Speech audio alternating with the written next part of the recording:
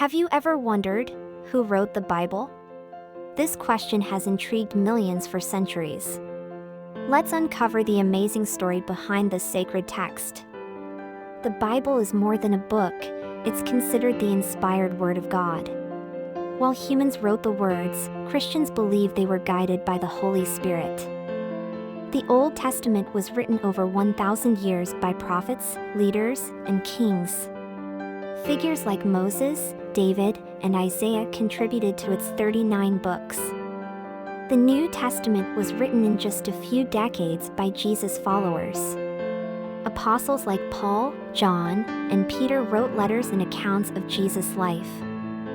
The Bible was written by over 40 authors, including shepherds, fishermen, kings, and scholars.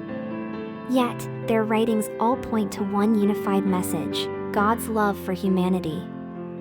Remarkably, the Bible has been preserved across centuries and translated into over 3,000 languages. It remains the best-selling book of all time. So, who wrote the Bible? It was penned by human hands but inspired by God. Want to explore more Bible insights?